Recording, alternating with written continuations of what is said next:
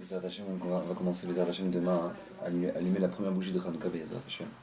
Et donc vous savez que Hanouka c'est une fête absolument extraordinaire parce que lorsque Chazal nous donne des fêtes, lorsque nos sages nous donnent des fêtes à travers l'année, lui Rav Dessler que en fait c'est une boucle. On revient dans la même période qu'on a vécu quand on sort d'Égypte. Il y a un potentiel de pouvoir sortir de la situation dans laquelle on est. Donc à nouveau c'est un potentiel de pouvoir avoir la Géoula au mois de Nissan. Quand on arrive le jour de Shavuot, et ben on étudie toute la Torah, on étudie la nuit, on veille toute la nuit. Pourquoi? Parce que justement pour racheter cette nuit là que eux ils ont dormi, qu'on a dû les lever. Pourquoi? Ben ça y est, ça fait des milliers d'années. Non, parce que cette nuit là on reçoit encore la Torah. Le matin de Shavuot on reçoit encore la Torah. Pareil pour Sukkot, on vit le fait qu'Hachem nous protège, on vit le fait qu'on est sous les Hanan et Kavod. Et nos sages nous disent qu'à chaque fois dans les fêtes, quand on regarde les 3 Moadim qui sont d'Oraïta, qui sont de la Torah, les 3 ils se passent en été. Pessah c'est au printemps, Shavuot c'est juste après, Sukkot c'est la fin de l'été.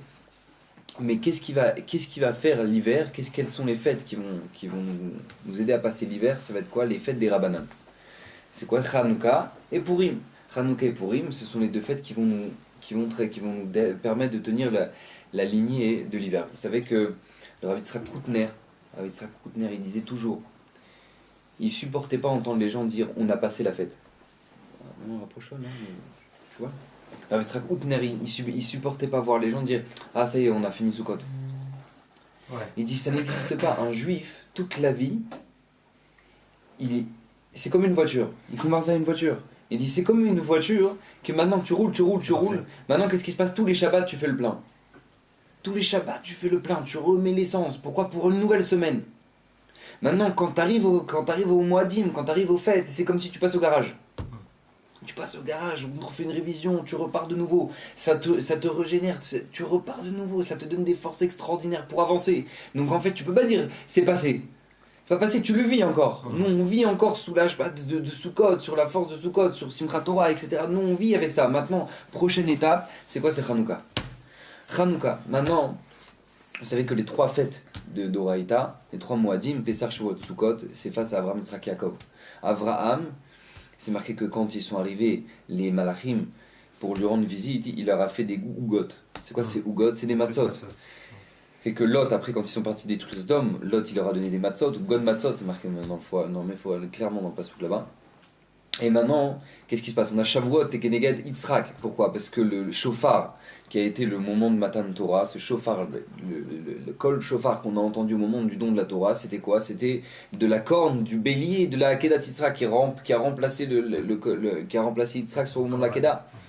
Et on a Sukkot qui est face à Yaakov. Pourquoi? Parce qu'on a vu qu'au moment où Yaakov il part de chez Lavan, marqué Ve'asa Sukkota, une fois qu'il s'est éloigné de Esav, il a fait Sukkota. On va pas rentrer maintenant dans les pratiques, mais c'est quelque chose d'extraordinaire. Pourquoi c'est Yaakov face à comme ça il ramène le tour. C'est que les trois fêtes de la Torah, elles se correspondent à Avraham, Yitzhak et Yaakov. Maintenant, qu'est-ce qui se passe? Les 2 fêtes des Rabbanan, Hanouka et Purim, c'est face aux 2 Imaod, Rachel et Léa. Rachel et Léa, c'est celles qui représentent les 2 fêtes, Hanouka et Purim. Pourquoi? Hanouka, c'est Léa, Purim, c'est Rachel. Tout simplement déjà, pourquoi? Parce que celui qui va amener la Yeshua, ceux qui vont amener la Yeshua au moment de Purim, ça va être Ishi Emini. C'est un homme qui vient du Shevet Binyamin, aussi Esther. Esther qui vient de où? Esther qui vient du Shevet Binyamin. Pourquoi? Parce que c'est une descendante de Shaoul Ameler. Et donc qu'est-ce qui se passe? Elle, donc étant donné que c'est des descendants de Shevet Binyamin, donc maintenant Binyamin qui vient de Rachel. Maintenant Hanouka, c'est la Yeshua, elle vient de qui? Des Hashmonaïm. Les Hashmonaïm c'était qui? C'était des Lévi'im. Les Lévi'im donc qui sont descendants directement de Léa. Maintenant autre chose aussi incroyable, c'est que tout simplement quand on regarde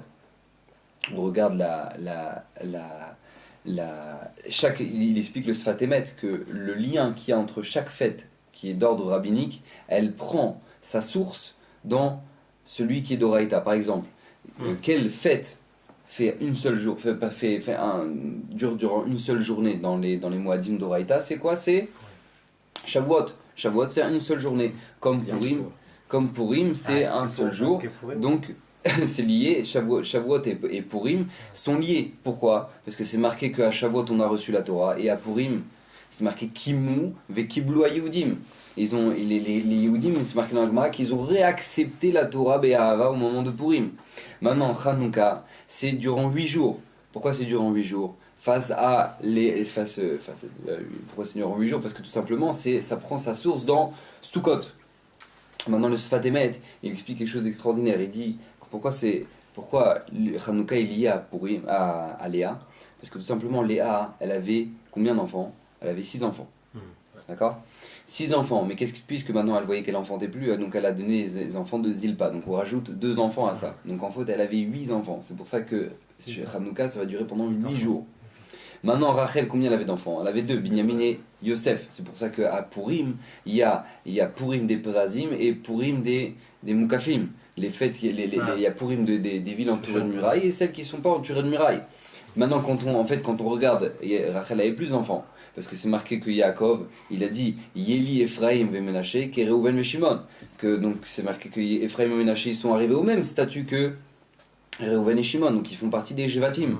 Donc en fait, elle a Binyamin, Yosef, Ephraim, Menaché, ça fait 4. Ça fait 3. Excusez-moi, ça fait 3. Ça fait Yosef, Ephraim, Menaché, plus Binyamin. D'accord, ça fait 4. Plus, maintenant, quand on rajoute les enfants de Bila, donc d'accord, ça fait 2. Donc maintenant, alors comment on s'arrange avec Purim? Parce que tout simplement, c'est marqué que Purim, quand on ouvre le début de la Masechet Megillah, et ben qu'est-ce qui se passe? C'est marqué que quand est-ce qu'on pouvait lire la Megillah Esther, le Yud Aleph, le Yud Bet, le Yud Gimel, on fait exactement le compte des jours exactement qui correspond au nombre d'enfants qu'elle avait Rachel au jour de Purim, qu'on a la possibilité de lire la Megillah ces mêmes jours-là. Maintenant, c'est pas la Lachal Maaseh, on fait pas ça. Oui. Il n'y a pas normalement au total, si on rajoute Ephraim et Ménaché, ça fait 2 plus 13, a priori. Pourquoi 13? Non, plus 12. Parce qu'en fait, il y a Yosef, donc ça fait 2. En fait, pour Yosef, ça fait 2. Mais on y compte aussi Dina ou pas? Non, on compte pas Dina. Donc, parce qu'au total, ça faisait 14. Parce que c'est Dina, ouais. C'est Dina en termes d'enfants, plus les 2 enfants de Yosef. Et pourquoi est-ce que ça change, Dina?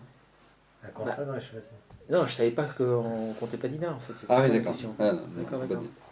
D'accord. Donc c'est pour ça qu'en fait c'est lié. Maintenant, qu'est-ce qui se passe? Vous savez que maintenant on va aborder Hanouka. Hanouka, c'est marqué qu'il y a une marloquette entre Shammai et Hillel. Bet Shammai et Bet Hillel. Comment on allume la Hanouka? Maintenant, comment on allume la Hanouka? Bet Hillel il dit on va chaque jour en rajoutant. Bet Shammai il dit on va en diminuant. Très bien. Maintenant, qu'est-ce qui se passe? Selon Bet Hillel, pourquoi? Parce que tout simplement, Mosfim Bekdusha Ven Moridim, on rajoute dans la Kdusha mais on ne descend pas. Maintenant, Bet Shammai, une des raisons de Bet Shammai, c'est tout simplement parce que Keneged paraît à Chag. Parce que de la même manière qu'à Sukkot, les Korbanot ils allaient en descendant, en des 70 parim que le taureau qu'on offrait à Sukkot, ils allaient en diminuant. Alors là aussi à Hanouka, ça va en diminuant. Le Sfat Emet pose la question quel rapport entre Sukkot et Hanouka? Alors parce que tout simplement, le Gaon de Vina il dit pourquoi on fait ce Sukkot le 15 Tishri.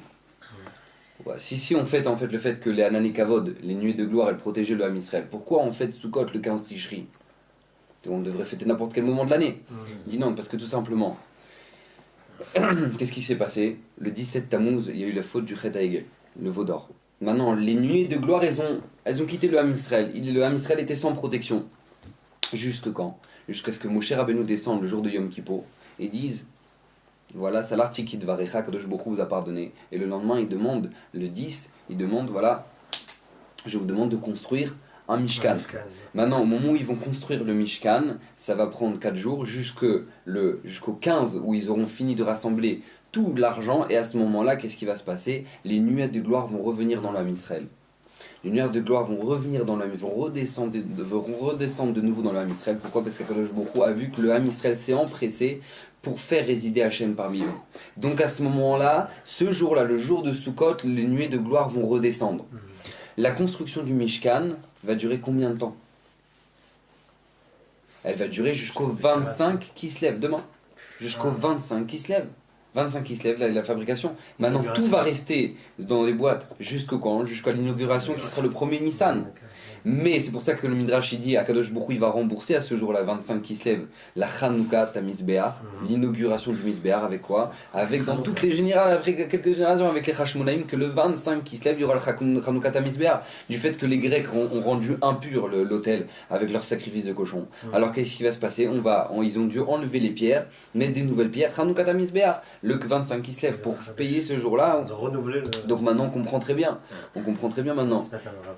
On comprend maintenant très bien pourquoi dans Sukkot, donc Sukkot c'est le moment où maintenant les nuits de gloire vont revenir dans l'homme Israël. Maintenant ça va durer jusqu'à quand? Ça va durer jusqu'au 25 qui se lève, la construction du Mishkan. Donc maintenant on comprend pourquoi Beth Shammai il dit qu'on va en diminuant face au Paré Achag comme Sukkot, parce que c'est tout à fait lié. Parce que de la même manière qu'à Sukkot maintenant ça va en diminuant, de la même manière qu'à la fin de la construction du Mishkan qui était le 25 qui se lève, ça va en diminuant. C'est pour ça que c'est lié, c'est 8 jours et 8 jours.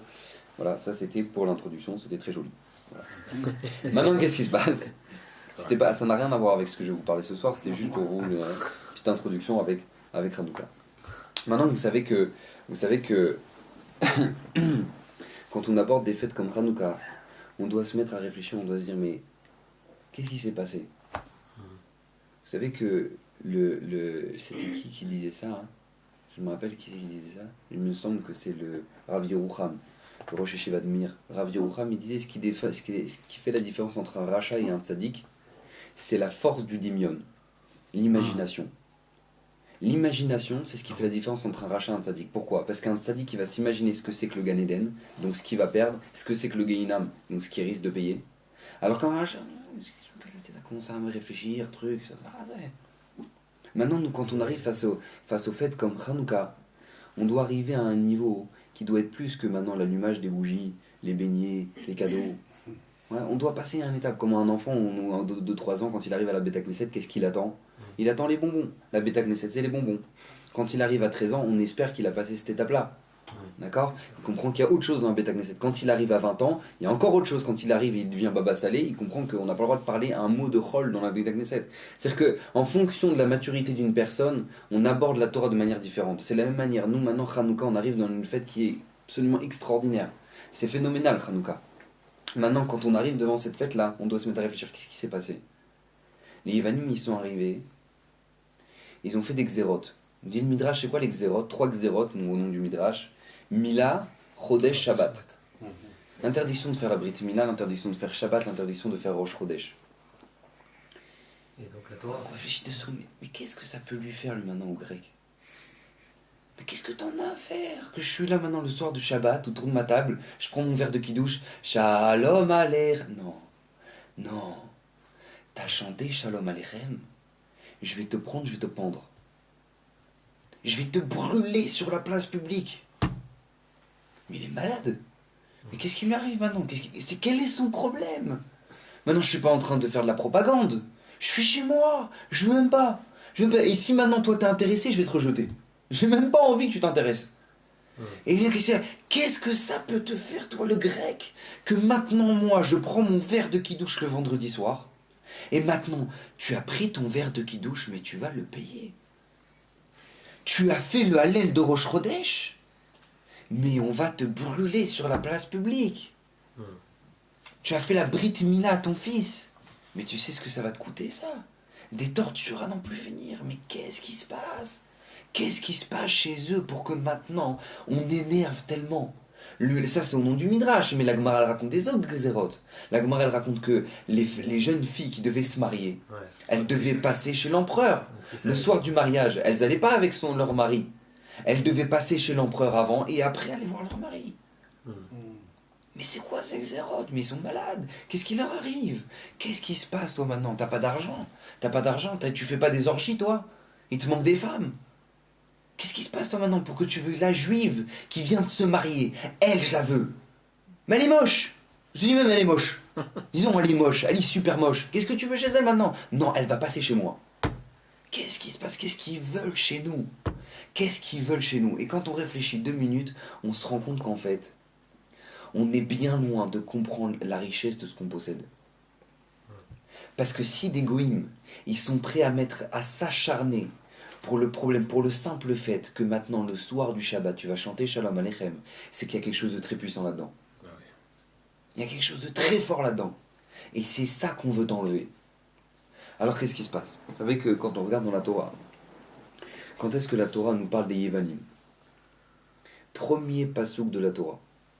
Bereshit bara Elokim et hashamayim et haaretz, v'haaretz hayita tohu vavohu, v'chosher al pnei tehom, v'ruach Hashem mechachefet al pnei hamayim. Premier pasouk de la Torah.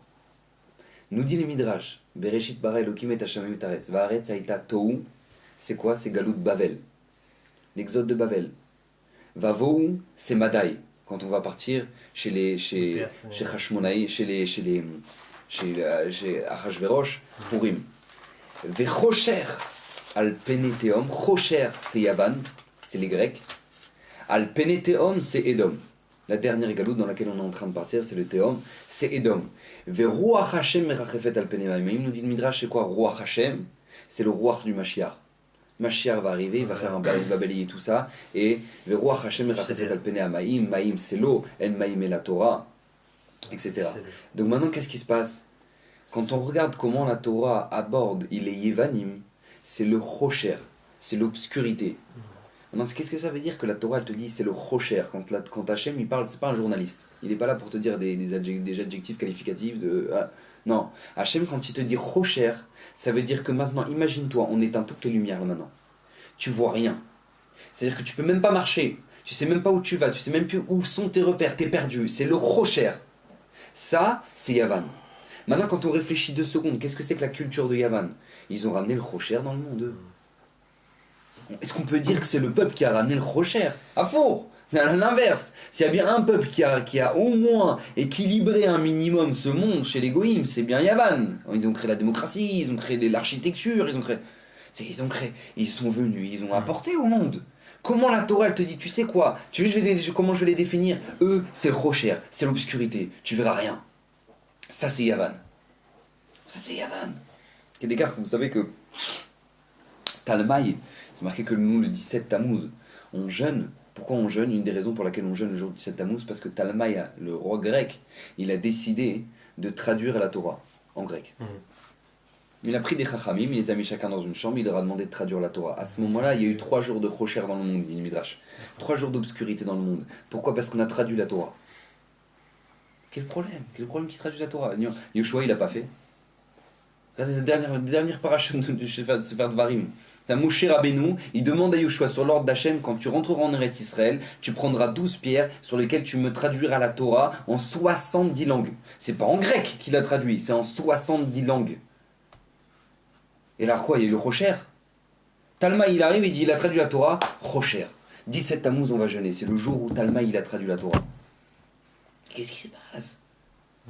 Qu'est-ce qui se passe ici maintenant? Comment ça se fait que ça c'est l'obscurité? Comment ça se fait que eux c'est l'obscurité? Maintenant encore plus, on a une deuxième question. C'est marqué que d'où ils viennent les Yevanim? D'où ils viennent? C'était qui leur grand-père? C'était Noir. Yafet. Ouais, le fils de Noir, Yafet. Et ben c'était le fils il avait comme père Noir. Donc lui qu'est-ce qu'il va faire? Il va lui bénir Noir. Il va lui faire une bracha. Il dit Yafet Elokim ne Yafet. Veishkon beo aleshem. Ah, tu sais quoi? La beauté sera faite et qu'elle résidera dans le Beth Amikdash.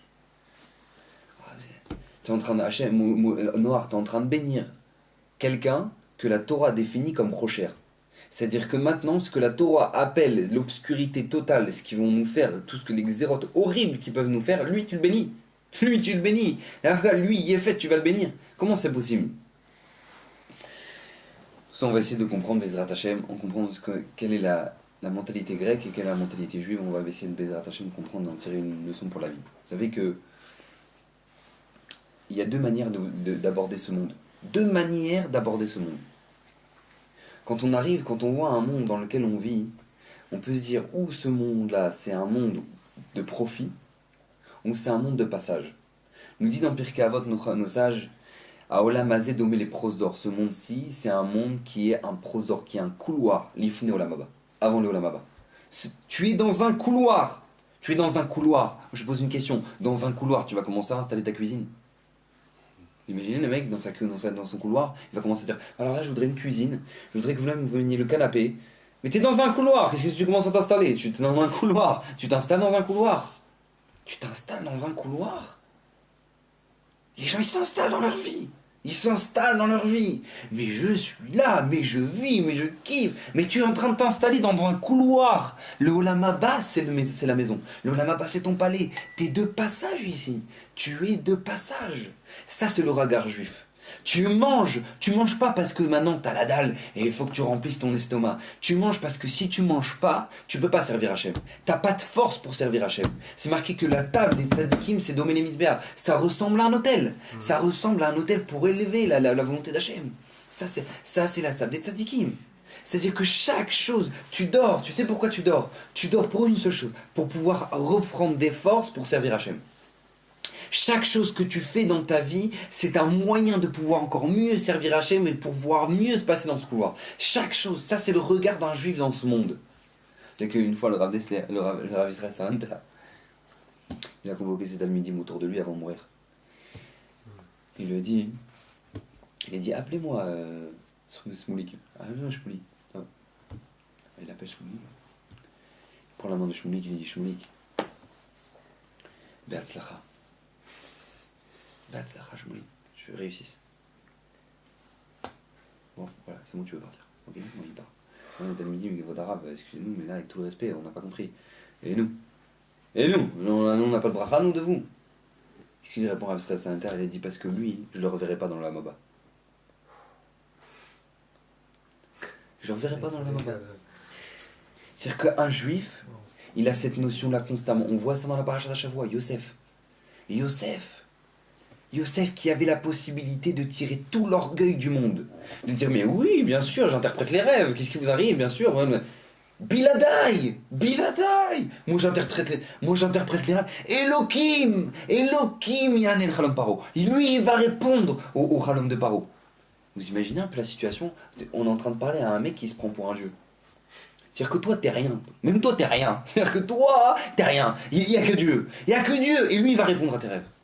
Et toi, t'es rien. Et moi, je suis rien. On n'est rien. Personne n'est rien ici. Il n'y a qu'Hachem. Mais tu vois, tu viens de te taper 12 ans de tôle, là, maintenant. 12 ans de... Il n'y avait pas l'écran plasma. C'est-à-dire que maintenant, t'es dans un trou. On l'a sorti du trou, Yosef. On te sort d'un trou, on te présente, on te donne toutes les opportunités du monde. Biladai. Mais moi, j'ai quelque chose, moi. J'ai rien. Tout le temps, Hachem devant lui. C'est pour ça que quand Paro il va voir, il va lui dire comment tu m'interprètes ça. Il dit de telle manière. Il dit on verra jamais un Ish Yireh Elohim comme toi. Il n'y a que toi qui peux gérer le pays. J'ai pas compris. Tu as pris un tolard qui a un casier judiciaire de 12 ans de prison comme roi d'Égypte. Comment c'est possible? Parce que tout simplement, j'ai vu chez lui que toute sa vie, elle est réfléchie en fonction d'une seule chose. Mon Lamaba. Maintenant, moi, quand il va pas fauter devant la femme de Potiphar, c'est pas parce que c'est marqué dans le Shulchan Aruch, c'est assourd d'aller avec une Goya.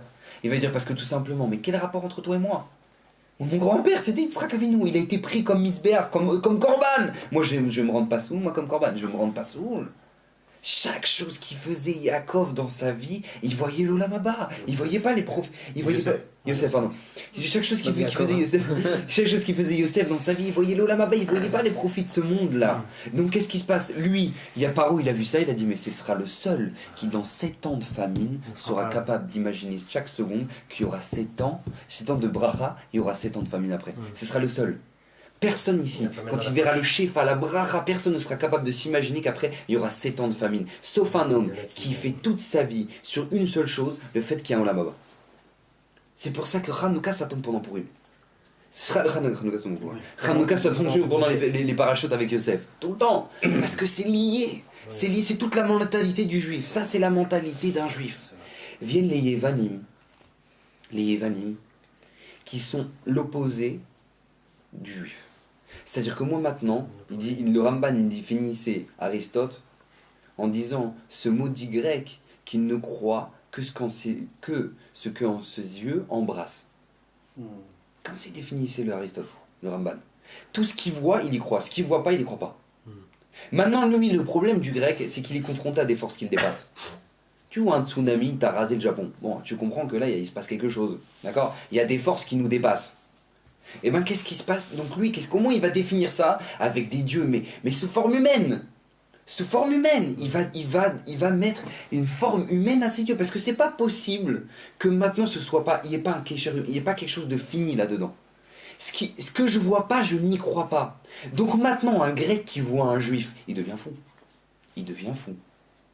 Il devient fou. Mais c'est quoi cet homme-là? Moi, je fais la culture du corps.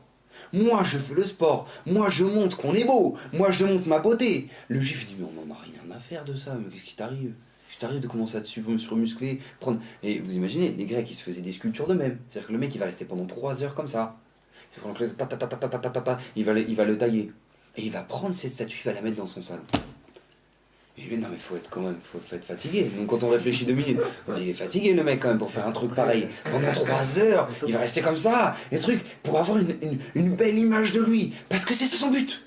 C'est ça tout son but. Maintenant il voit un juif qui dit mais on n'en a rien à faire. Qu'est-ce qui t'arrive toi maintenant? On s'en fout du sport non. On n'en a rien à faire. Tu fais du sport pour être en bonne santé, mais pas plus que ça. T'es en bonne santé, t'as pas le droit de faire de sport. Qu'est-ce qui t'arrive maintenant? Tu dois étudier la Torah. Mais c'est beau, regarde, juste l'écharpe sur le corps dénudé. Ça c'est grec ça, juste l'écharpe sur le corps dénudé. T'arrives devant une pâtisserie, elle est hyper tsanoua, elle te parle pas, elle te regarde pas, mais il devient fou. Il dit mais c'est qui celle-là? Mais pour qui elle se prend? Elle me snob. Lui il comprend pas, le gars, il voit ça, il dit mais qu'est-ce qu'elle a celle-là maintenant? Qu'est-ce qu'elle a celle-là? Elle a tsniout. C'est l'inverse de tout ce que lui il peut imaginer. Il arrive devant un Beth Amikdash. Mais le Beth Amikdash c'est un endroit qui le rend fou. Mais pourquoi tu ramènes un korban, toi, maintenant? Pourquoi tu prends ce korban? Tu sais pourquoi? Parce que j'ai allumé la lumière Shabbat. C'est-à-dire que Shabbat, j'ai oublié que c'était Shabbat. Et je suis arrivé devant l'interrupteur, tac, j'ai allumé. Oh non, c'est pas possible. Chaya Fratat. Chaya Fratat, le mec, il va fermer son magasin à Ashdod. Il va fermer son magasin à Ashdod. Il va marcher pendant 2 semaines avec un mouton. Et il va arriver là-bas. Il va voir l'archoum atomique. Parce que maintenant, tout le monde va le voir. On va dire, oh, un petit mouton. Ah, d'accord, j'ai compris. J'ai compris. Fais attention, Shabbat. Révise ta lachot. Maintenant, qu'est-ce qui se passe? Lui, il arrive là-bas. Adkedekar, qu'il était tellement cassé, lui, de ramener ce korban là, qu'il y avait besoin que les Lévi'im chantent. Parce que s'il ne chantait pas, il était cassé. Donc, c'est ça. Pourquoi? Parce qu'il a allumé sur l'interrupteur Shabbat. Mais un grec qui voit ça, il dit mais il est fou celui-là. Mais qu'est-ce qui lui arrive maintenant? Mais il est complètement malade. Il est complètement malade.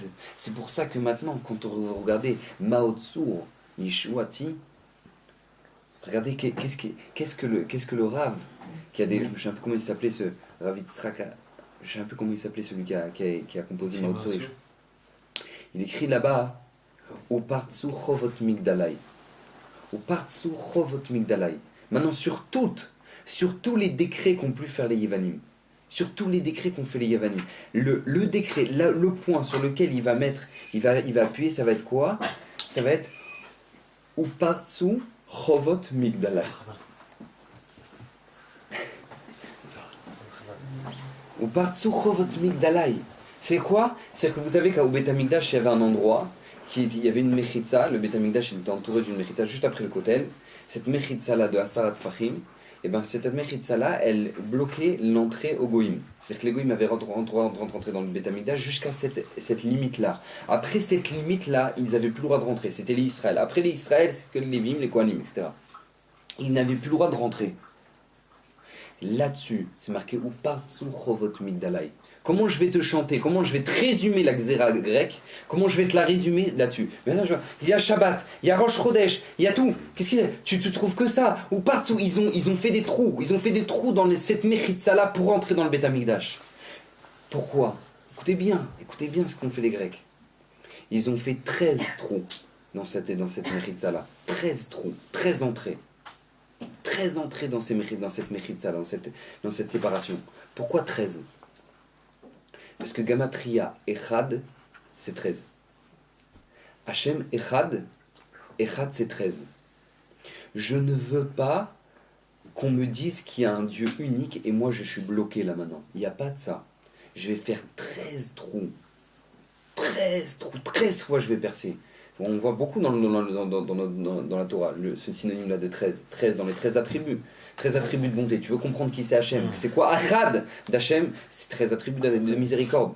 Quand on arrive à la fin de la Gedat Pessar, on dit Echad, Miyodea, Shtaim, Miyodea. Après, Shlosh Esrei, Miyodea. Et on s'arrête. Et pourquoi pas 14 Esrei? Pourquoi pas 14? Pourquoi pas 15? Pourquoi pas 16? Pourquoi 13? Parce que tout simplement, le but de 13, c'est de faire revenir à Echad Miyodea.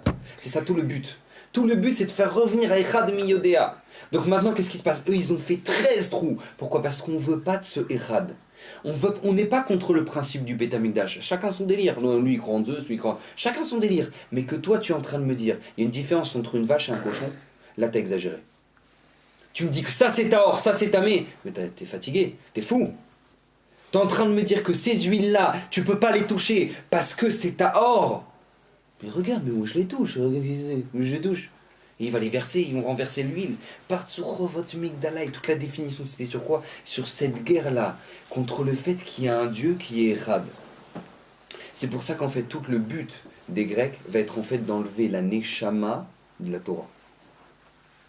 C'est pour ça que Hachemen, le mot Hachemen, ça s'écrit comme Neshama. C'est la même chose, parce qu'ils veulent enlever. Je vois le corps, on voit le corps, il est beau, il est musclé, il est beau le corps. Ça, c'était les Yevanim. Tu me dis qu'il y a une Neshama, je vais t'enlever la Neshama. Je vais enlever la pureté. Je vais enlever tout ce qui est pur, impur. Il n'y a pas de ça. Il n'y a pas de pur, impur. Il n'y a pas de moussa comme ça. Il n'y a pas de notion comme ça. Pur, impur. Je vais enlever la Neshama de la Torah. C'est pour ça que maintenant, quand Talmaï Améler il va traduire la Torah, il y aura du Rocher. Pourquoi? Parce que quand est-ce que pourquoi Talmaï voulait traduire la Torah? Pour une seule chose, rendre la Torah humaine. C'est une sagesse, c'est vrai. Je suis pas en train de dire que la Torah c'est n'importe quoi. Il avait un grand délire, Talmaï. C'était un grand lecteur. Il lisait tout.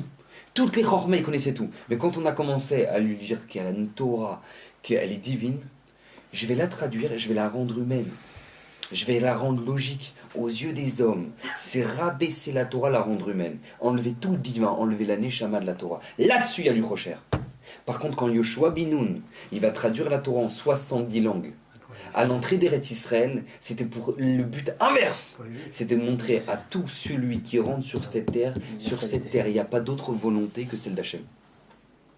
Sachez, que tu sois français, belge, allemand, c'est traduit, tu peux la lire. Sachez que dans cette terre-là, il n'y a pas aucune autre volonté que celle d'Hachem. C'est comme ça que ça se passe ici. C'est pour ça que lui maintenant, il y avait un but dans ce qu'il a fait Yoshua, mais dans ce qu'il a fait Talmaï, c'était grave, et on va jeûner là-dessus. 17 Tammuz. Et quand on regarde maintenant les xérotes des Yévan, ils vont t'enlever quoi? Shabbat. C'est quoi Shabbat? C'est quoi Shabbat? On dit Shabbat, c'est le jour du repos. Ouais. Ça c'est bon, ça c'est l'étape débutant. Après maintenant, qu'est-ce qui se passe? Comment tu comprends Shabbat? C'est quoi la notion de Shabbat? Shabbat, c'est tout simplement la notion, arrête-toi de travailler, arrête-toi, comprends que le monde, il fonctionne très bien sans toi. Ça c'est Shabbat. Parce que si tu es en train de me dire, parce qu'il faut se reposer Shabbat, alors celui qui habite à la tour, au 50e étage, le jour du Shabbat, c'est moins fatigant d'appuyer sur le bouton que de l'ascenseur plutôt que de se taper 50 étages à monter, à la marche. Parce que tu comprends pas que Shabbat, c'est le repos de la Neshama. Tu reçois une Neshama Yetera. C'est marqué que une étude de Shabbat pendant chaque seconde de Shabbat, ça vaut 1000 secondes dans le Chol, il dit Ben Ishraï. Shabbat, c'est un repos de la Neshama. Je me rappelle Rav Kaplan, il nous disait que son père lui racontait en Lituanie que c'était rare les avrichim, ceux qui étudiaient toute la journée au collège. Et chacun ils avaient sa parnassa. Alors qu'est-ce qu'il faisait le jour du Shabbat? Il expliquait, écoutez bien, à 3h du matin, il n'y avait plus de place dans le Beth Midrash. Parce qu'ils savaient qu'ils ont travaillé toute la semaine. J'ai travaillé toute la semaine. Quand est-ce que moi je vais racheter ces heures-là? À 3h du matin, celui qui venait en retard, il n'y avait plus de place pour s'asseoir. Dans le Beth Midrash. Dans le Beth Midrash. Parce que Shabbat, c'est le repos de la Neshama. Maintenant, tu dis ça à un Yévani, il va te dire, mais je vais t'enlever le Shabbat, Baba. Je veux pas te voir reposer. Tu chantes Shalom Aleichem, Malaché Acharet. Quoi? À qui tu parles? À qui tu parles? Au Malachim? Mais t'es fatigué, je t'enlève ça. Et arrête! Parce que si jamais tu continues, je vais te pendre. Je vais te pendre avec ta notion de comprendre que maintenant, ce qu'on ne voit pas, c'est là. Je ne veux pas de ça. Le kécher, la liaison que tu fais avec Hachem à travers le Shabbat, ça je vais te l'enlever. La Mila, c'est quoi la Mila? C'est quoi la Mila? La Mila, c'est te faire comprendre que depuis le moment où tu vas venir dans ce monde, t'es imparfait. Maintenant, ça c'est l'inverse des Givalim, qui eux, au contraire, tout le but c'est on est parfait, on est beau, on est parfait, il n'y a rien à enlever chez nous, on est magnifique. Le juif, t'as 8 jours. 8 jours, on va te rentrer dans ta chair que tu es venu ici pour te parfaire. Et comment? Seulement avec la Torah. La Mila. Seulement avec la Torah. Ça, je vais te l'enlever. Parce que c'est dangereux pour nous. Ça va contre tous nos principes. Je vais t'enlever quoi? Chodesh. C'est quoi le Chodesh? Quel est le problème dans le Rosh Chodesh? On fait rien de spécial. On fait le Hallel, on est content, on dit voilà, à Chodesh, voilà, on est passé à un autre mois. Qu'est-ce qui te dérange maintenant dans le Rosh Chodesh? Qu'est-ce qui te dérange? Il me dit la Gemara que si jamais maintenant on est le 29 Elul, et que maintenant on est 29 Elul, et qu'il n'y a pas de témoins qui sont venus pour témoigner, que maintenant le demain c'est Rosh Chodesh, et ben ce sera le 30e jour de Elul. Et Rosh Hashanah, ça sera le premier. Mais on mettra 30 jours à Elul. Attends, j'ai pas compris. C'est Yom Adin. C'est-à-dire que Kol Bae Olam Ovrim Kebne Marom, c'est marqué dans la Gemara dans Rosh Hashanah. Tout le monde entier passe devant Hachem comme un troupeau. C'est-à-dire que là, Bepamalia Shenmala, dans le palais d'en haut, tout le monde est en train d'attendre de se faire juger. Qu'est-ce qu'on attend? Les petits rabbins là-bas. On attend qu'ils décident quand est-ce que c'est Rosh Chodesh. On attend. Tout va dépendre de quand est-ce qu'eux ils vont fixer Rosh Chodesh. Si Rosh Hashanah, s'il n'y a personne, il n'y a pas Marlouf et Ben Shimol qui sont venus pour dire on a vu la lune, tout le monde entier, tous les malachim, tout ce qu'on peut s'imaginer dans le Pamalia, dans le palais d'en haut, on attend. On ne peut pas juger, on attend le témoignage, c'est pas Rosh Chodesh. Tu arrives Rosh Chodesh Nissan, quand est-ce que maintenant va être fixé Pessah? C'est-à-dire que quand est-ce que va être fixé celui que si jamais maintenant il mange du Hametz le jour d'avant, eh ben il n'y a pas de problème, il peut manger, il fait Birkat Amazon, il fait une mitzvah, le lendemain il est sur carrette, retranché. Qui c'est qui va décider ça? Les Chachamim, les petits sages là, ils vont fixer au Chodesh. Mais qu'est-ce que c'est que ça? Mais depuis quand? De quoi? Genre Hachem il attend, il vous attend? Genre Hachem il vous attend? C'est quoi ce truc de fou? Ça ils vont le détruire. Ça ils vont vouloir le détruire. Vous savez que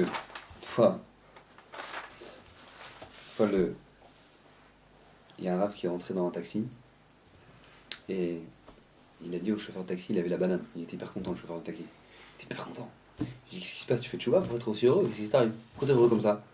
Il dit non. On avait un match de foot hier entre Israël et la Grèce. 2-0 pour Israël. 2-0 pour Israël. Le Rav il regarde, il fait 2-0 pour les Grecs. Vous avez un problème? Non. J'ai 2-0 pour Israël. Pour nous. 2-0 pour Israël. 0 pour Israël. 0. Non, 2 pour 2. Comment ça? Non. Je vous dis, on a gagné. Nous, on a gagné. Israël, on a gagné les drapeaux. On a gagné. Nous. Non, pourquoi vous dites 2 pour la Grèce? Non, bon, laissez tomber, vous connaissez rien en foot. C'est tomber, monsieur Rabbin, vous êtes trop fatigué. Le Rav lui prend la main, il fait c'est toi qui n'as pas compris. C'est les Grecs qui ont gagné. Ils ont marqué un but, 1-0, parce qu'ils t'ont rentré le foot chez toi. Et ils t'ont rentré 2-0. Tu sais c'est quoi le deuxième but? C'est qu'on est devenu plus fort qu'eux. On est devenu plus fort qu'eux. On est devenu plus fort qu'eux. Vous imaginez comment on est devenu des bons Grecs? Des bons Grecs. Parce que eux, ils se sont battus pour nous faire rentrer. Leur hashkafa, la culture du corps, le sport. On arrive au JO. Israël! S'il y a bien un pays qui devrait pas être là-bas, c'est nous. S'il y a bien un pays que nous maintenant, on s'est tapé les xérotes, on a souffert de Yizanim Drachim sur Hanouka, c'est horrible. Il y a bien un qui devrait pas être, c'est nous. Comment on va appeler les équipes de foot? Maccabi, mais combien tu peux te moquer? Maccabi, c'est ceux qui ont pris les drapeaux, c'est ceux qui ont pris les armes pour aller détruire ces Yevanim. Et ils se sont appelés Maccabi. Michamocha Baelim Hashem. Rachetez votre Maccabi. Michamocha Baelim Hashem. Tu arrives, Maccabiade, Maccabiade. Et quand c'est ça va passer, Shabbat. Shabbat. Les matchs de foot ici en Israël, Shabbat. Ça a un peu changé. Jusqu'à ce que j'entende qu'un jour que ça fasse pas Shabbat. Adayam Azé, c'est tous les samedis. Ils vont pas y arriver. Hein. Le pétard, il a changé cette politique. En tout cas, mais ça racole. Maccabi, c'est les Yevanim, nous, Bémet, Makara. On a changé, on n'a pas compris c'est quoi ce qui s'est passé chez nous. On n'a pas compris quelle était la gravité de la chose. Ils sont arrivés, c'est marqué dans le Midrash. Première chose qu'ils ont fait, les Hashmonaïm, quand ils ont gagné, ils sont arrivés, ils ont détruit tous les stades. Rac. Ils ont purifié le Beth Amikdash et ils ont ramené, ils ont allumé le Manérois. Première chose qu'ils ont fait. Nous, on construit un nouveau stade, on dit waouh, qu'est-ce que c'est beau, mais quelle avancée en 50 ans! Mais ce que les Grecs, ils sont arrivés, ils voulaient te faire faire. Toi, tu le fais avec tes mains, sans qu'ils te demandent. Et t'es content. Et t'es fier. T'es fier. Combien on doit prendre du recul sur ce qui se passe? On doit prendre du recul sur cet Ashkafa-là. Il y a une mitzvah de faire du sport. Raphaël Kanievski, fait du sport. Vous savez que Raphaël Kanievski fait du sport? Il fait de la marche. Parce que Ushmartem et nafshotechem. Pasuk mefourash mitzvah doraïta de faire du sport, ou shmartem et nafshotechem. Plus que ça, zéou. Tu es tombé dans le clan des Maccabis. Des Maccabis, mais en nos jours. Ouais. Il faut comprendre que nous, maintenant, on doit avoir du recul par rapport à ça. On doit faire cet effort-là que maintenant, quand on arrive, dit le Rambam dans Pirush HaMishnayot, dans l'introduction de Pirush HaMishnayot, il dit Binyan haguf chorban hasechel. Dit le Rambam qu'à partir du moment où tu construis ton corps, sache que tu détruis l'esprit. Binyan hasechel chorban haguf. À partir du moment où tu donnes la place à l'esprit, tu détruis le corps. C'est comme ça. Un juif, pourquoi? Parce que tout simplement, pardon? Quand tu donnes l'esprit, tu construis. Tu détruis le corps. Parce que c'est forcément, c'est quand tu, à Kavana, c'est quoi? L'explication, c'est quoi? C'est que tout simplement, à partir du moment où maintenant, toi, tu mets la place principale dans l'esprit, dans la compréhension de ce que c'est que la volonté d'Hachem, forcément, tu comprends que tu dois laisser la... Je donne un exemple très simple, vous allez comprendre. Mon cher Rabbeinu. L'homme qui a reçu la Torah. Quand lui-même, il parle de lui, il dit « Ve'anachnu ma ». C'est-à-dire que maintenant, lui, Moshe Rabbeinu, il se donne même pas de... C'est-à-dire que je suis même pas Afar Vaefer, je suis même pas ce qu'il dit Abraham, je suis même pas Afar, je suis même pas qui, je suis même pas qui, je suis même pas rien, je suis même pas Tolaïm, comme il dit David Ameller, je suis rien. Vanachnu ma, c'est-à-dire qu'on est rien, on est du vent. Un homme qui sait que dans sa vie, il n'a pas d'existence sans la volonté d'Hachem, sans la volonté d'Hachem pure et simple, alors à ce moment-là, il devient Moshe Rabbeinu. Un homme qui ne comprend pas ça et qui laisse la place à ses envies, à ses instincts, au corps, à la culture de lui-même, et bien qu'est-ce qui se passe? Forcément, il s'éloigne d'Hachem. Donc les Yevanim, forcément, la guerre contre eux, ils étaient en train de se battre contre un homme qui était Moshe Rabbeinu, qui dit Abanach Nouma. Et eux, ils arrivent, ils disent mais regarde comme on est beau. Il se fait des statues d'eux. Ils vont faire ce qu'on appelle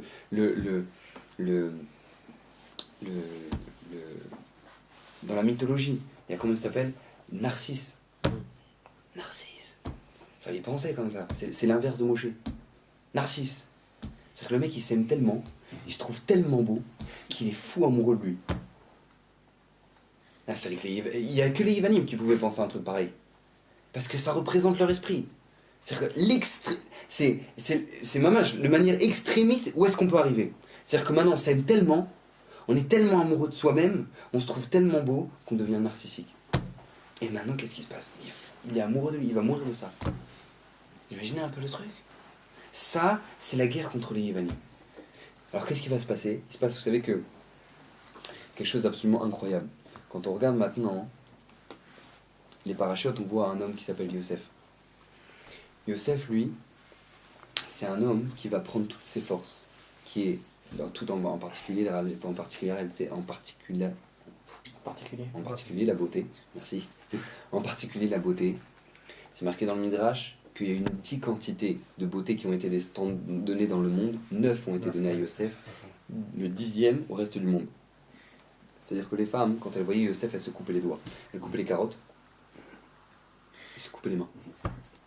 Elles se coupaient les mains tellement il était beau. Il était magnifique, Yosef. Maintenant, qu'est-ce que Yosef il va faire de sa beauté? Qu'est-ce que Yosef il va faire de sa beauté? Il va il va prendre toute cette force-là qu'il possède et la destiner pour la Vodat Hashem. Pour la volonté d'Hachem. Pour la volonté d'Hachem. À tel point que la Gemara, elle dit, depuis Yosef, plus aucun homme ne pourra venir et dire, avoir un argument dans le Lamaba et dire, moi j'étais beau. J'étais beau, je pouvais pas. Les filles, elles m'attaquaient. Je peux pas résister. J'étais trop beau. Qu'est-ce que tu fais? Tu m'as fait beau gosse, Hachem. Qu'est-ce que tu veux que je fasse? On va te montrer, t'étais plus beau que Yosef, toi? Est-ce que t'étais plus beau que Yosef? Et lui, il a tenu. Comment toi, tu tiens pas? Comment toi, tu tiens pas? Maintenant, qu'est-ce qui se passe quand Noach, il va bénir son fils, Yafet. Yafet Elohim le Yafet. Noach, il savait le potentiel extraordinaire que possédait Yafet. Il savait la force. Il savait ce que c'était l'architecture qui allait sortir de lui. Il savait ce que c'était que la pensée de Yafet. Il lui disait, donne-le dans la beauté de la Torah. Veishkon be'ohal Hashem. Je te demande de résider et de mettre toute cette force quoi pour Ohal Hashem, pour les tentes de Shem, qu'une Beth Amikdash. Je te demande de prendre toute cette beauté, tout ce potentiel-là et de savoir le canaliser dans quoi? Dans la volonté d'Hachem. C'est pour ça qu'il lui a fait cette bracha, parce qu'il y avait besoin de cette bracha. Il va la faire cette bracha? Il va pas la faire. Il va prendre toute cette beauté, il va l'amener dans son monde-ci. Il va se perdre dans son monde-ci, dans un délire. Parce que combien il faut être fou pour aller pendre des gens, des familles et des enfants, à les tuer sur des places publiques pour une idéologie. Que tout simplement, moi je me trouve beau et toi tu me déranges. Et toi tu me déranges. C'est pour ça que maintenant lui, il va se battre. Il va se battre contre ça. Les Yavanim, ils vont se battre. Vous savez que quand on regarde maintenant la manière dont l'homme Israël va agir, vous savez qu'à Purim, l'homme Israël, quand il va se passer les décrets de Haman, ça va être un décret sur le corps. Et quand c'est un décret sur le corps, la réaction, elle va être quoi? Par la tfila. Par la tfila.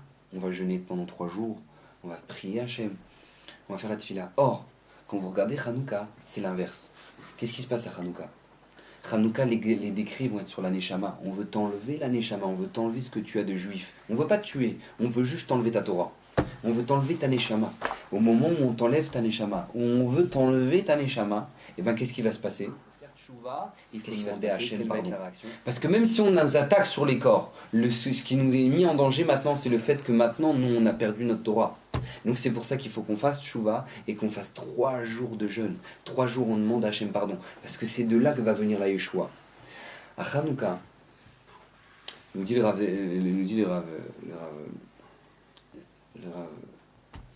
Elchanan Wasserman, qui était l'élève du Chavetz Chaim. Il dit à Hanouka, ça n'avait rien à voir. Maintenant, on veut t'attaquer à la Neshama. Quand on t'attaque à la Neshama, alors c'est à toi de faire une Messirout Nefesh pour te battre contre ça. C'est à toi de te battre contre ça. Pourquoi? Parce que les Yévanim, ils veulent te montrer c'est quoi la force physique. Ils veulent te montrer les bontés de ce monde. Ils veulent te montrer les profits de ce monde. Ils veulent te montrer tout ça. Tu sais quoi? Tu vas prendre 13 Lévi'im. Mais ils faisaient quoi? Ils faisaient pas de la muscu. Il faut s'imaginer ce que c'était les Hashmonaïm. C'est pas que les mecs qui faisaient du bodybuilding, ils se sont jamais battus de leur vie. Ils se sont jamais battus de leur vie. Ils vont prendre des armes et ils vont aller contre l'armée des Yévanim, qui était l'armée la plus forte qui existait. Pourquoi? Parce qu'on doit casser cette image-là qu'ils ont rentrée en nous. Que tout simplement le profit, la beauté, la force, elle est physique. C'est faux. La force, elle est spirituelle. Si maintenant tu es avec Hachem, Hachem il est avec toi. Si maintenant tu es avec Hachem, Hachem il est avec toi. C'est pour ça que la guerre des Yévanim, la guerre des Hashmonaïm, ça va être une guerre pour montrer au Ham Israël, regardez, arrêtez de croire c'est parce qu'ils sont forts, parce qu'ils sont musclés, ils arrivent avec des éléphants qui sont forts. C'est faux. On va casser cette image-là. Il faut casser cette image-là. Les xérotes des Yévanim, c'était des xérotes qui étaient très très difficiles. Très très difficiles. Et une des xéras des Yévanim, c'était tout simplement enlever les portes des maisons. Enlever les portes des maisons. On veut plus de portes aux maisons. C'est quoi pourquoi t'enlèves les portes des maisons? On peut comprendre tout simplement parce que tout simplement on veut pas te voir si jamais t'étudies la Torah, on veut pas voir si tu fais des pravroutot, tu fais des shiurim comme on est en train de faire là maintenant. On veut voir ça. Donc tu fermes pas, tu n'as pas de porte. La deuxième réponse elle est tout simple. C'est parce que les Yévanim ils avaient compris que ce qui garde le Ham Israël c'est quoi? C'est leur maison. C'est leur maison. La gdoucha qu'ils possèdent dans leur maison. Ils font pas rentrer n'importe quoi dans la maison d'un juif. Il n'y a pas n'importe quoi qui rentre dans la maison d'un juif. Il y a un Beth Amikdash dans la maison. Le lit de Yaakov, ça s'appelle Kodesh Kodashim. Le lit de Yaakov s'appelle Kodesh Kodashim. La mère dans le foyer, elle est comparée au Kohen Gadol, qui sert dans le Beth Amikdash. C'est quelque chose d'extraordinaire, la maison d'un juif. On veut faire sauter les portes. Il y a pas, on rentre n'importe quoi, n'importe quelle revue. Non, on n'en a rien à faire. On fait rentrer tout le monde, toute la pourriture du monde, on la fait rentrer dans notre maison. Ça, c'est ce qu'ils voulaient Yevanim. Ça, c'est la guerre des Yevanim pour la Torah. C'est pour ça que qui sait d'où ça va sortir? D'où ça va sortir la Yeshua? Des Hashmonaïm. Qui sait? Les enfants de Yohanan Kohen Gadol. Yohanan Matityahu, qui vont être tous les enfants, les 13 et les enfants du Kohen Gadol. Pourquoi la mitzvah de Hanouka, elle dépend de la maison? On ne te demande pas d'aller sur la place publique allumer des Hanoukiot. On te demande quoi? On te demande d'allumer à la porte de ta maison. Pourquoi? Parce que faire du Kiddush Hashem en dehors de la maison, et aller montrer que la Torah c'est bon en dehors de la maison, ça, il suffit de bien parler, tu sais le faire. Mais dans ta maison, la Gdusha, les Midot, qui c'est qui le sait ça? Qui c'est qui le transmet ça? Ça c'est uniquement dans ta maison, c'est tes enfants qui le voient. C'est tes enfants qui le voient. On te dit, allume la bougie à l'entrée de ta porte. Éclaire avant ta maison avant d'éclairer dehors. Éclaire ta maison avant d'éclairer dehors. C'est pour ça que la Yeshua elle est venue d'une famille qui était extraordinaire, qui a su se battre contre ce principe-là, ces idéologies-là grecques. Ils ont été préservés, de eux va sortir la Yeshua. Vous savez que, je vais finir avec ça, le Midrash raconte une histoire absolument incroyable avec Hana et ses 7 enfants. Il y a une femme qui s'appelait Hana, elle a eu 7 enfants. Et ces 7 enfants-là, ils vont arriver devant Antiochus. Ils vont arriver devant Antiochus. Et qu'est-ce qui va se passer au moment où ils vont arriver devant Antiochus? Ils vont tous se sacrifier Bekidush Hashem. Et lui, il va dire prosternez-vous devant l'idole. Il a dit non, rien à faire de Zeus, je m'en tape. Et Hashem se marqué dans le Torah, le Yelecha, le Kimachirim, je ne veux pas me prosterner. Et on le tue. Le premier, le deuxième, la salle est remplie de sang. Il y a 6 enfants qui sont par terre. Jusqu'à ce que vienne le dernier, nous dit le Chazal, il avait 2 ans et demi. 2 ans et demi. Il arrive, et sa mère, Hana, lui dit, mon fils. Alors à ce moment-là, Antiochus lui dit, bon, ton fils, c'est bon, tu t'en occupes. Il dit, je demande juste une chose, ne le tuez pas. Laissez-moi lui parler 2 secondes. Peut-être que lui, il acceptera de m'écouter. À ce moment-là, elle rentre dans une salle, nous dit le Midrash. Et elle dit à son fils, écoute bien mon fils, ton corps ne t'appartient pas. Depuis que je t'ai donné la vie, je savais que ton corps ne m'appartient pas et ne t'appartient pas. La santé ne m'appartient pas et ne t'appartient pas. Tout ce que tu peux posséder ne t'appartient pas. Ça dépend que d'Hachem. Maintenant, toi, Antiochus, il va te demander de te prosterner. Tu vas écouter ce qu'Hachem te demande et tu vas aller voir là-haut, Avraham, Yitzhak et Yaakov, et tu vas leur dire ce que toi, Avraham, tu as voulu faire avec ton fils. Moi, je l'ai réalisé avec 7 fils. Comme ça, elle dit Hana à son fils. À ce moment-là, elle rentre devant Antiochus. Antiochus lui dit, regarde, tu sais quoi, je te connais toi, t'es un juif, t'as la tête dure. Je vais prendre la bague, je vais la dégainer, juste au moins tu ramasses ta bague par terre et tu fais genre tu te prosternais. Un enfant de 2 ans et demi, écoutez ce que c'est que le chinour dans la Torah. Un enfant de 2 ans et demi, il va dire, mais à plus forte raison que je me prosternerai pas pour toi. À plus forte raison que je me prosternerai pas pour toi. Il a été torturé à mort jusqu'à ce que Hana elle-même demande de mourir et d'être placée dans le Gan Eden à côté de ses 7 enfants. Et elle va mourir. Il faut qu'on comprenne que le Ham Israël, si ça fait des milliers d'années qui durent, c'est pas parce qu'on porte des jeans diesel. C'est pas parce que maintenant on a reçu des théories de je sais pas quoi, qu'on a reçu des prix Nobel. Et c'est pas parce qu'on est super intelligent. Et c'est pas parce que ça n'a rien à voir avec tout ça. Vous prenez un juif russe, vous prenez un juif français, il n'a rien à voir. Rien à voir, vous prenez un juif russe, vous prenez les Tunisiens, les Marocains, ils ne peuvent pas se blairer. D'accord? Ils ne peuvent pas se voir. Ça n'a rien à voir. Ça n'a rien à voir. Le seul lien qui les lie, c'est que tout simplement, après 1000 ans d'exil, tu arrives en Eretz Israël, tu as un Thémani que tu n'as pas vu depuis plus de 1000 ans. Maintenant, qu'est-ce qui se passe? Tu dis It Gadal Veit Kadash Shemeraba, il s'y répond Amen. Ça n'a rien à voir avec les habits, ça n'a rien à voir avec la façon de parler, avec la mentalité. On n'en a rien à faire de tout ça. On s'en fout de tout ça. Les prix Nobel, les trucs, les machins. C'est joli, ça ne nous intéresse pas. C'est pas ça qui a fait l'éternité du Ham Israël. L'éternité du Ham Israël était sur une seule et unique chose. C'est qu'ils se sont accrochés à l'éternel. À partir du moment où maintenant tu fais monter un juif, que ça fait 2000 ans que tu l'as pas fait monter, tu l'as pas vu, et tu le fais monter au Sefer Torah, il va faire la même bracha que toi. La même bracha. Et tu vas étudier avec lui, tu ouvres une Gemara, et ben il va peut-être la lire autrement, mais il va te l'expliquer tout aussi joliment. La même Gemara. Ça, c'est la grandeur du Ham Israël. Ça, c'est ce qui nous a rendus éternels. Et ça, c'est ce qui dérangeait les Grecs. Parce que tout simplement, quand un Grec il voit un Juif, il se dit, attends, ils ont mis à la casserole les Égyptiens, ils ont mis à la casserole les Amoréens, les trucs, les machins, et nous on va passer à la casserole. Il le savait, le Grec, il est pas bête. Il le savait, il veut détruire ça. Alors comment je vais détruire ça? Alors je vais te rentrer la culture du corps, la culture de l'esprit, tout simplement pour ça. C'est pour ça que eux, la Torah les définit. Écoutez bien comment Hachem les définit comme Rocher. C'est l'obscurité. Parce que tu oublies complètement la raison pour laquelle tu es venu dans ce monde. Et quelle est la volonté d'Hachem? Ouvre le Shulchan Aruch. Viens le Yévani, qu'est-ce qui te fait? Tu brûles le Shulchan Aruch. Il dit, j'ai pas envie. J'ai pas envie. J'ai pas envie. J'ai pas envie. Et c'est ça tout le travail que nous on doit faire quand on arrive à Hanouka. Et que chaque jour on allume une bougie. Chaque jour on allume. Pourquoi chaque jour? Bah, allume les 8. Ah oui, non, chaque jour on allume une bougie. Allume les 8. Et pendant 8 jours tu allumes une bougie. Comme ça tu vois bien le miracle. Et c'est pourquoi? Non. Parce que chaque jour dans la vie d'un juif, c'est une lumière à travers les mitzvot qui rajoute. Une lumière. On ne te demande pas maintenant d'allumer 8 bougies d'un coup. On t'apprend comment servir Hachem. Allume une bougie aujourd'hui, allume une bougie demain, et encore une demain, et encore une demain, et encore une. Ça, c'est la vie d'un juif. Mais le principal, c'est que tu allumes des bougies. Mais si tu n'en allumes pas, qu'est-ce qui va se passer? C'est ça qu'on te demande à l'entrée de ta maison. C'est d'ici que ça va démarrer. C'est de ta maison que ça va démarrer. C'est de ta maison que le Ham Israël sort. C'est de ta maison qu'il y avait des juifs qui étaient capables de se sanctifier, mais qui nous cherchaient des enfants qui étaient prêts à se tuer. Mais d'où ils sortent cette force? De leur maison, de leur maman, de leur papa. C'est avec la toucha de la Torah qu'on peut apprendre ça. Donc Bezrat Hashem, qu'on soit zoré, pour profiter de ce jour-là et pouvoir grandir Bezrat Hashem. Amen.